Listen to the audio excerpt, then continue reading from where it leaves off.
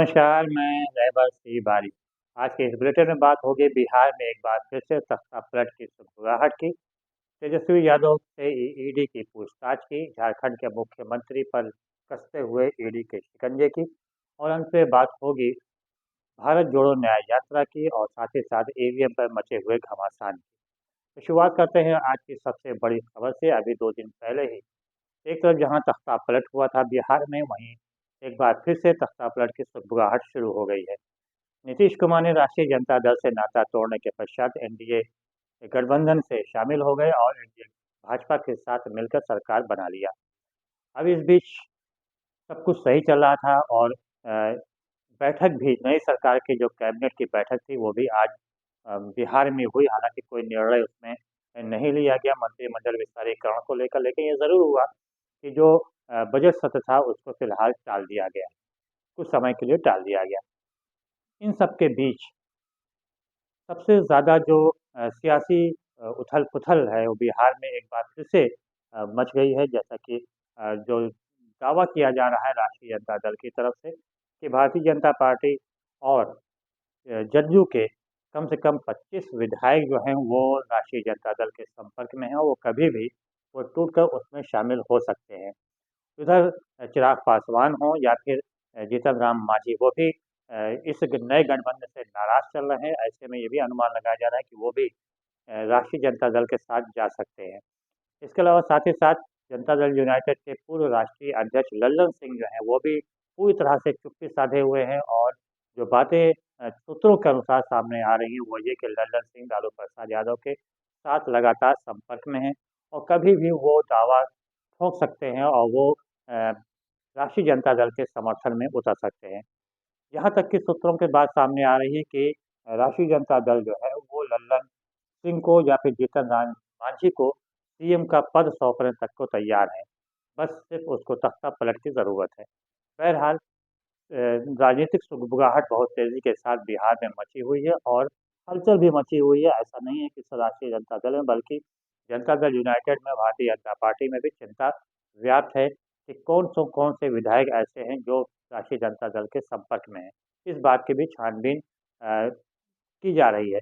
लेकिन देखना ये होगा कि जब अ, नई गठबंधन सरकार को विधानसभा में अपना बहुमत सिद्ध करना होगा तो उस समय क्या जो जनता दल यूनाइटेड के या भाजपा के जो विधायक हैं, क्या समर्थन में आते हैं या फिर जो बहुमत है उससे फिर हटकर राष्ट्रीय जनता दल के साथ चले जाते हैं। फिलहाल जो शुरुआती दौर चल रहा है उसमें यह है कि जो विधानसभा अध्यक्ष है उनको हटाए जाने की नोटिस जारी कर दी गई और विश्वास प्रस्ताव जनता दल यूनाइटेड और भारतीय जनता पार्टी की संयुक्त सरकार के द्वारा लाया गया है।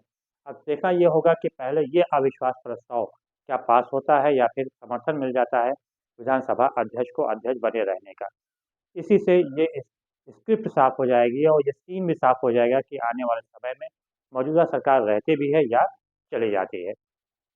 फिलहाल सबकी जो निगाहें हैं वो ईडी के कार्यालय पे हैं, जहाँ पर तेजस्वी यादव पहुँचे हुए हैं और जिनसे ईडी के अधिकारियों ने पूछताछ प्रारंभ कर दिया है। इस बीच बड़ी संख्या में विधायक, एमएलसी व राष्ट्रीय जनता दल कार्यकर्ता ईडी कार्यालय के सामने मौजूद हैं और लगातार नारेबाजी की जा रही है और वे लगातार विरोध कर रहे हैं इस बात का और आरोप लगा रहे हैं कि ईडी के द्वारा राष्ट्रीय जनता दल के नेताओं को परेशान किया जा रहा है। यहाँ तक कि लालू यादव की पुत्री मीसा और रोहिणी ने भी कड़ी नाराजगी व्यक्त की। उन्होंने कहा कि हमारे पिताजी जो हैं इस वक्त इस लायक नहीं है कि खुद से उठ बैठ सके।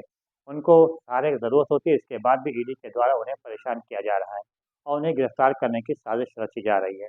उन्होंने ये भी नाराजगी व्यक्त करते हुए कहा कि यदि उन्हें कुछ होता है तो फिर इसका बड़ा खामियाजा ईडी को भी और साथ ही साथ केंद्र की सरकार को भी भुगतना होगा। बहरहाल ये नाराज़गी व्याप्त है और सभी की निगाहें ईडी पे लगी हुई हैं कि क्या वो लालू यादव या तेजस्वी यादव गिरफ्तार करते हैं या पूछताछ करके छोड़ देते हैं। फिलहाल निगाहें तो सबकी झारखंड में भी लगी हैं, जहाँ पर ईडी के अधिकारी लगातार छापेमारी कर रहे हैं, लेकिन फिलहाल झारखंड के जो मुख्यमंत्री हैं हेमंत सोरेन वो भूमिगत हो गए हैं।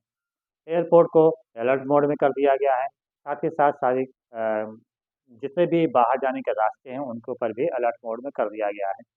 लेकिन फिलहाल हेमंत सोरेन हैं कहाँ, इस बारे में भी किसी को कोई जानकारी नहीं है।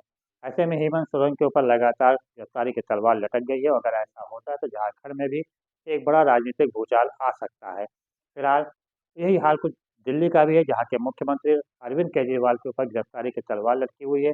यदि उनकी भी गिरफ्तारी होती है तो वहाँ भी बात राजनीतिक उथल-पुथल होगा और भारतीय जनता पार्टी, जैसा कि कहा जा रहा है कि ऑपरेशन लोटस वहाँ भी चल रहा है। ऐसे में वहाँ पे भी भारतीय जनता पार्टी की सरकार बन सकती है। फिलहाल निगाहें तो एक तरफ और बिहार में भी और दूसरी तरफ भी लगी हुई है, जहाँ पे भारत जोड़ो न्याय यात्रा पहुँची हुई है राहुल गांधी की, और अपार जन समर्थन वहाँ पे उसे मिल रहा है।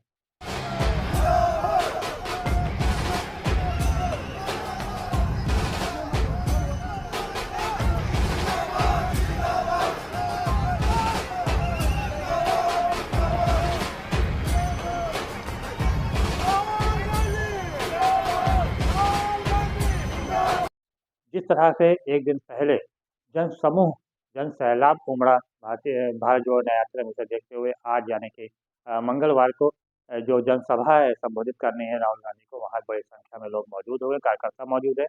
जहाँ से ही ये एक स्थिति साफ होगी कि इंडिया गठबंधन को कितनी और मजबूती भारत जोड़ो न्याय यात्रा से मिलने के लिए जा रही है।